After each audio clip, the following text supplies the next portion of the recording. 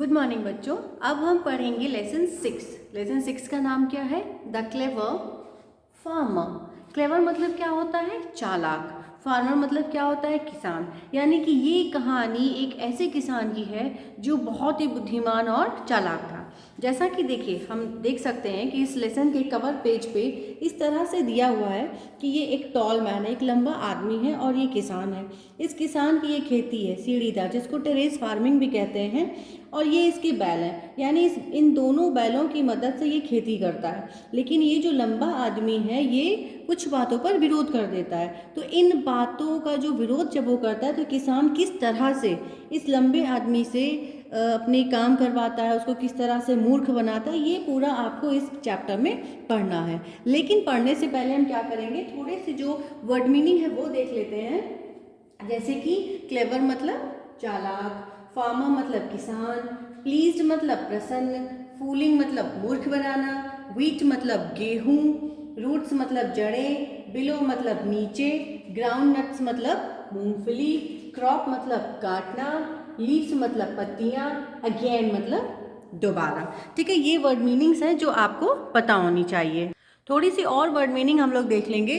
जैसे कि टेरेस मतलब सीढ़ीदार खेत, बॉट मतलब खरीदी थी, बुलॉक मतलब बैल, क्राइड मतलब चिल्लाया था, काम मतलब शांत, सो मतलब जमीन में बीज बोना, हार्वेस्ट मतलब कटाई। अब हम देखेंगे कि इस कहानी में क्या है। चलो कहानी को शुरू करते हैं। This is a story of a clever farmer. यानी ये कहानी किसकी है? एक चतुर किसान की है। Who lives on the hill side, जो कि पहाड़ी एरिया में रहता था। Where farmers do terrace farming. Terrace farming का मतलब होता है जो सीढ़ीदार खेत होते हैं, जैसा कि आप इस पिक्चर में देख सकते हैं।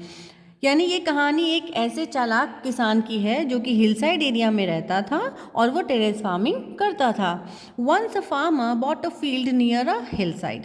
एक बार क्या होता है कि एक किसान हिल साइड के एरिया में जमीन खरीद लेता है। फील्ड मतलब जमीन खरीदता है, यानी खेत खरीद लेता है। He then bought a pair of bullocks and began ploughing his field happily. और फिर उसने क्या खरीदा? पेयर मतलब जोड़ा। किसका? बैलों का जोड़ा उसने खरीदा। और प्लाउइंग मतलब जमीन में खुदाई वगैरह, खेत में खुदाई वगैरह करके अपनी खेती करने लगा खुशी खुशी। Hardly had he ploughed half of the field. यानी कि वो आधी जमीन भी मुश्किल से जोत पाया था। When a tall man came and cried out angrily. Tall मतलब ये लंबा आदमी। यानी वो किसान मुश्किल से आधा खेत भी नहीं जोत पाया था कि तभी वहाँ पर एक लंबा इंसान आता है और उसके ऊपर चिल्लाने लगता है, हे यू देयर। वो पूछता है कि अरे इधर रुको, my house is at the foot of this हिल। यानी ये जो तुम टेरेस फार्मिंग कर रहे हो उसके नीचे जो है क्या है? मेरा खुद का घर है। What are you doing on my terrace. वो पूछ रहा है कि मेरे एरिया में, यानी जहाँ पे मेरी खेती होती वहाँ पे तुम क्या कर रहे हो। Please do not get angry.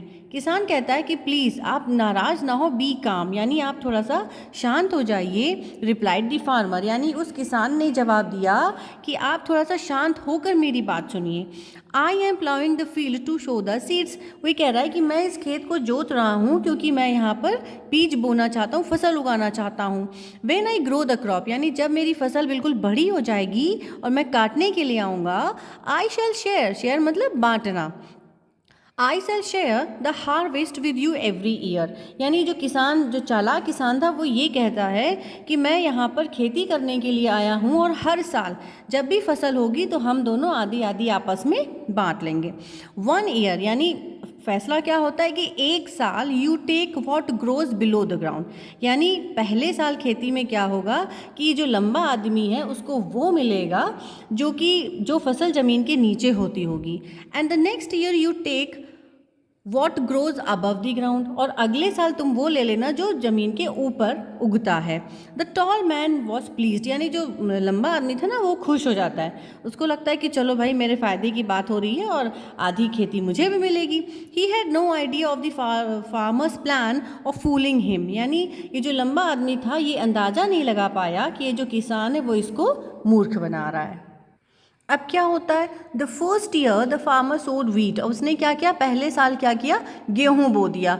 He took all the wheat as it grew above the ground and gave the roots to the tall man which were below the ground. यानी जैसा कि फैसला हुआ था कि पहले साल जो है किसान ऊपर का लेगा और ये जो लंबा आदमी था वो नीचे की ग्राउंड की फसल लेगा. तो पहले साल किसान ने क्या किया कि गेहूं बोए उसने, तो गेहूं तो ज़मीन के ऊपर होते हैं, तो उसने सारा ले लिया, ग्राउंड के ऊपर का ले लिया, और जो बीचे नीचे बचा यानी जड़ें जो बची वो उसने उस लंबे आदमी को दे दी. The tall man got angry, जो लंबा आदमी था वो बहुत नाराज होता है. क्यों? क्योंकि वो जड़ें लेकर क्या करेगा, उसे फसल तो मिली ही नहीं. He told the farmer that next time he would take the part which would grow above the ground. अब वो फैसला क्या करता है, लंबा आदमी ये कहता है कि अगली फसल जब तुम करोगे तो मैं ग्राउंड के ऊपर वाली फसल लूँगा. The farmer agreed. अब चूंकि किसान तो चालाक था वो तुरंत मान जाता है.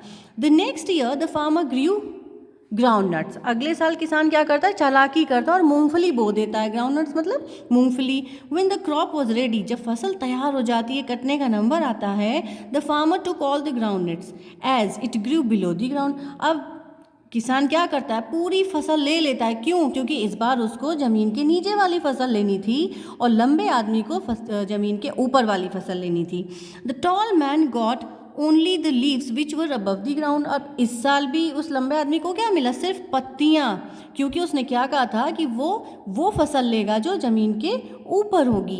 In this way the tall man was fooled by the farmer again. इस तरह से वो जो लंबा आदमी था उसको उस किसान ने दोबारा की फसल में भी मूर्ख बना दिया.